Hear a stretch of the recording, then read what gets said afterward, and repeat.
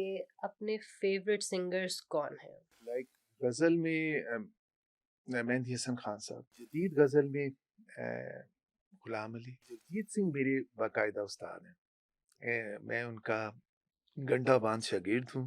Then फोक में मुझे पठानी खान। और ये जो नए इनिशिएटिव्स पाकिस्तान में आते हैं, जैसे कोक स्टूडियो का नाम ले लिया जाए, नेस्कैफे बेसमेंट का नाम यस। ले लिया जाए, इनके बारे में आपका क्या कहना है? आपके अपने फेवरेट सिंगर्स कौन हैं? जिन कहाँ कहाँ के? जिनको आप जब आप सीख रहे थे तो आप तब सुनते थे उनको? अच्छा, there is various singing in this field. Like ghazal में मेहंदी हसन खान साहब, बेताज तो नहीं, ताजवर बादशाह हुँ। हैं गज़ल के। और जदीद गज़ल में गुलाम अली, जगजीत सिंह जी। जगजीत सिंह मेरे बाकायदा उस्ताद हैं। मैं उनका गंडा बांध शागिर्द हूँ और मैंने उनके साथ दुनिया में बहुत ज़्यादा ट्रैवल किया हुआ है। और बल्कि ये जो घड़ी अभी मैंने पहन रखी है, ये भी जगजीत सिंह जी की आखिरी घड़ी है, वो जो सुखमबत रोड पर रंग महल होटल में शो था, ऊपर टॉप फ्लोर पे। और उसके बाद उनकी तबीयत ख़राब हुई, फिर वो चले गए और इंडिया, वो बैग जो था वो मेरे ही पास आ गया पाकिस्तान में। अ, तो जदीद गायकी में गुलाम अली साहब और जगजीत सिंह जी। जगजीत सिंह खुद भी कहते थे बारहा कि वो गुलाम अली की गायकी से बहुत इंस्पायर्ड हैं। देन फोक में मुझे पठानी खान, और बहुत ही बेदार सुरों को खूबसूरती से निभाने वाले तुफैल नियाज़ी। अ, कव्वाली में मुझे गुलाम फ़रीद साहब जी। और ये जो नए इनिशिएटिव्स पाकिस्तान में आते हैं, जैसे कोक स्टूडियो का नाम ले लिया हुँ, जाए, नेस्कैफे बेसमेंट का नाम यस। ले लिया जाए, हुँ। इनके बारे में आपका क्या कहना है? ये बहुत अच्छे प्लेटफ़ॉर्म्स हैं यंगस्टर्स के लिए, और इनमें से गाहे-गाहे कोई ना कोई टैलेंट निकल के आता भी रहता है। लेकिन ये दौर बड़ा हसीन है। इसका फ़ायदा ये है कि अब एक एक टीवी चैनल वाला दौर नहीं है कि उसी चैनल पे कोई जाएगा तो हुँ, आर्टिस्ट बनेगा। अब जिसमें टैलेंट है वो अपना वीडियो बनाता है, हुँ। अपने हिस्से की ऑडियंस ले लेता है और स्टार बन जाता है। तो अब तो बहुत आसानी हो गई अपने आप को मनवाने की इस दुनिया में। ये जो नई जनरेशन के सिंगर्स हैं, क्या इनमें से किसी को सुनना पसंद करते हैं? ये बहुत, बहुत सारे बहुत अच्छा गा रहे हैं। मसलन? या पाकिस्तान की या दुनिया भर से? पाकिस्तान की बात करते हैं। पाकिस्तान में अब राहत फ़तेह अली और आतिफ़ का नाम मैं इसलिए नहीं लूँगा कि वो तो अब मेगा हिट हो गए ना। हुँ। कामयाबी में आगे निकल गए। आने वाली भी कुछ सिंगर्स में मुझे अच्छा स्पार्क और टैलेंट नज़र आ रहा है। देखिए वक़्त के साथ-साथ। हुँ। ठीक है। बल्कि साहब, आजकल पाकिस्तान के जो पॉलिटिकल हालात हैं उनके ऊपर बात की जाए तो इस वक्त पाकिस्तान एक बहुत ही कठिन, बहुत ही सख्त मरहले से गुजर रहा है। जब पाकिस्तान के बारे में सोचते हैं तो क्या आपके दिमाग के अंदर लफ्ज़ आते हैं? क्या कोई शेर आता है पाकिस्तान के हालात के ऊपर? मैं कायद-ए-आज़म के हवाले से सोचता हूँ तो एक शेर ज़हन में यही आता है कि तूने नरगाए अदा को भी पामाल किया, मुल्क कायम किया और कौम को खुशहाल किया।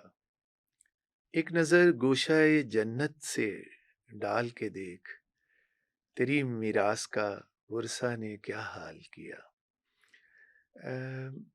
क़याम पाकिस्तान से पहले के हालात और बाद के हालात, बहुत सारी चीज़ें बाशऊर अवाम की समझ में आई हैं। लेकिन घर अपना ही है, और अपना घर हर हाल में खुशहाल रहना चाहिए। जॉइंट फैमिली में हम सब रह रहे हैं, तो हमें इसे फॉर ग्रांटेड नहीं लेना चाहिए। ये घड़ियाँ, ये पल लौट के नहीं आएँगी। हमारी बेवकूफ़ियाँ वतन अज़ीज़ को और नुकसान पहुँचा हुँ। सकती हैं। सियासत से कोई फ़र्द वाहिद या कुछ लोग, इसी तरह एस्टेब्लिशमेंट या दूसरे इदारों से कुछ लोग, ये कुछ लोग जो हैं वो हमारे पूरे मुल्क की तकदीरें नहीं बना सकते, ना सियासतदान, ना एस्टेब्लिशमेंट और ना कोई दूसरे इदारे। क्योंकि यहाँ पर ओहदों पर आने वाले लोग जो हैं, ये थोड़ी देर के लिए आते हैं और फिर इन्हें जाना होता है और फिर नई पौध ने वहाँ तक पहुँचना हुँ। होता है। तो किसी भी किसी भी फ़र्द से अगर आप नाराज़ हैं या आपको शिकवा गिला है तो उसकी सज़ा अपने वतन को नहीं देनी चाहिए। ना वतन को छोड़ के जाना चाहिए। जो बुरे लोग हैं, उन्हें वतन से निकालना चाहिए। हम अपना मुल्क क्यों छोड़ें?